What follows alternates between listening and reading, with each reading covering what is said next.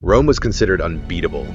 Its army was one of the most feared fighting forces in the ancient world. One kingdom after another had fallen before the Roman legions. Countless tribes had surrendered to Roman power. But one day, a young warrior decided he would never bow to Rome. He didn't just want to start a rebellion, he wanted to unite all of Gaul and drive the Romans out forever. That decision would lead to one of the most famous battles in history, the Battle of Alesia. In 58 BC, Julius Caesar launched his campaign to conquer Gaul. The region, which includes much of modern-day France and Belgium, was home to hundreds of tribes. These tribes were brave, fierce, and fiercely protective of their independence. But they had one major weakness. They were divided. Tribes often fought among themselves and rarely worked together. Caesar quickly recognized this weakness. He used rivalries between tribes to his advantage. One by one, the Roman legions defeated their enemies.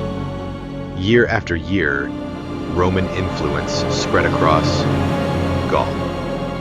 Before long, much of the region had fallen under Roman control, but not everyone was willing to accept Roman rule. A young nobleman from the Arverni tribe stepped forward.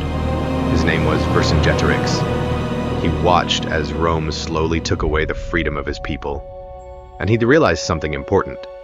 If the tribes continued to fight separately, they would all be defeated. So he began an ambitious mission.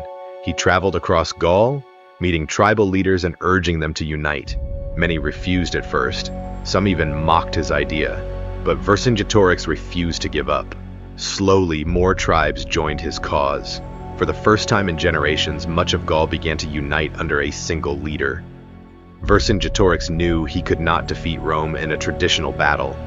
Roman soldiers were highly trained, disciplined, and experienced, so he chose a different strategy. A strategy that would force his own people to make painful sacrifices. Villages were abandoned, food stores were destroyed, crops were burned, entire settlements were set on fire. The goal was simple: deny the Romans access to food and supplies. Soon, large parts of Gaul were covered in smoke and ashes. As Roman troops marched forward, they found empty villages and burned fields. Finding food became increasingly difficult. Caesar's army began to feel the pressure. But Julius Caesar was no ordinary commander. He understood that time was working against him, so he responded with speed and determination. Roman legions launched a series of aggressive campaigns against the rebels. Strongholds fell one after another. Several tribes surrendered once again to Rome, yet Vercingetorix remained free. He moved constantly, avoiding capture. He continued inspiring resistance across Gaul. The rebellion was far from over. Eventually, the pressure from Rome became overwhelming. Vercingetorix realized he could not continue fighting in the open, so he made a crucial decision.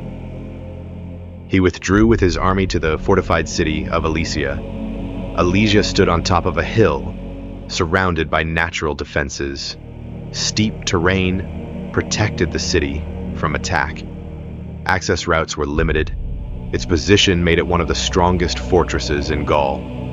Many believed Alesia could never be captured. Not long afterward, Julius Caesar arrived with his army. Standing before the fortress, he carefully studied the terrain. He quickly realized that a direct assault would be extremely costly. Thousands of Roman soldiers could die trying to storm the city. So Caesar made a different choice. He would not attack Alesia.